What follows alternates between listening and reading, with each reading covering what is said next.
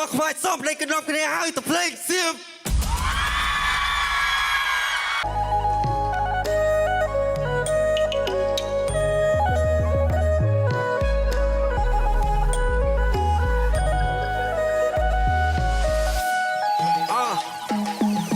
ในឆ្នាំ2003ខ្ញុំបានកាត់ចេញពីពោះម៉ែខ្ញុំបានឃើញលោកីពលឺរស្មីនឹងដួងខែជាតិនេះខ្ញុំសំណាងណាស់ដែលបានកាត់មកជាកូនម៉ែមោទនាភាពខ្លាំងដែលកើតមកជាកូនខ្មែរយើងមានសម្បត្តិធម្មជាតិទ្រង់ព្រាតលើទឹកដីមានប្រាសាទសិលាដ៏គង់វង្សកណ្ដាលព្រៃពុទ្ធខ្មែរជាអ្នកសាងយើងមានគំនិតកែច្នៃសម្លាប់បុរាណដ៏ប្រណិតពិតជាមានតម្លៃតោះយើងទៅសៀមរាបដែលលេងអង្គរទាំងអស់គ្នាជំរាបសួរពូបារាំង Welcome to Cambodia ចេញមកលេងស្រុកខ្ញុំស្វាគមន៍នៅគ្រប់វេលាឲ្យទៅស្គាល់កាន់តែច្បាស់ពីប្រទេសកម្ពុជាស្វាខ្ញុំមានខ្ញុំពិតកថាសុភ័ក្រព្រះខែឈានទៅដល់ខែ4យើងមានសង្គ្រាមឆ្នាំខ្មែរបើស្គាល់គឺមានតាជប់បងប្អូនពុកម៉ែគោរពចាស់គោរពទុំវប្បធម៌ខ្ញុំជាខ្មែរ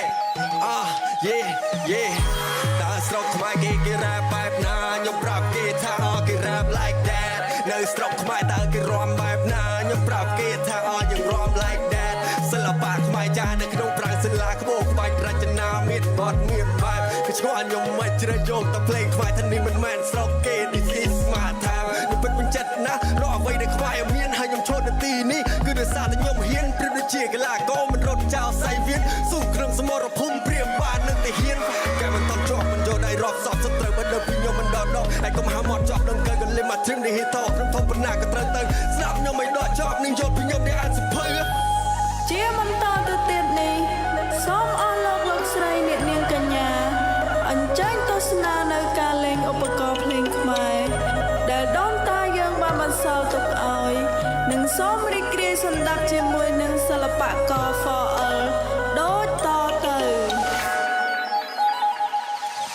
ឧបករណ៍ភ្លេងខ្មែរយើងមានច្រើនពេលក្រៃទ្រនៀតជើងឆាប់តខេកងកានស្លៃក្លោយស្ដៀវប៉ាន់ស្នេហ៍ចំបៃខឹមនឹងស្គរដៃទាំងនេះគឺជារបស់ខ្មែរខ្ញុំយកមកច្នៃមិននឹកសម័យរូបតែតន្ត្រីខ្មែរយើងមានច្រើនកុំភ្លេមហោរីបាសានិងចំបៃយីគេភ្លេងការពិនពៀតអាយ៉ៃឆៃយ៉ាវេនៅមានច្រើនណាស់តែខ្ញុំរាប់មិនអស់ទេខ្មែរយើងជាម្ចាស់ទឹកដីនៃព្រៃព្រឹក្សាខ្មែរយើងស៊ីវិល័យមានគេឈ្មោះដ៏អស្ចារ្យខ្មែរកកែអងអាចមិនចិត្តមុំមុតខ្លាំងខ្លាពីយើងស៊ូស្លាប់ព្រោះដើម្បីតែជាតិកាមេរ៉ាមិនញោមនឹងសត្រូវខ្មាំងតូចធំមិនភ័យតស្លុតខ្លាយក្រត់ពួនយំរួបរวมសាមគ្គីពួនយកប្រមោបដូរសិទ្ធិស្លាប់ស៊ូស្លាប់មិនស្រុកខ្ញុំអេ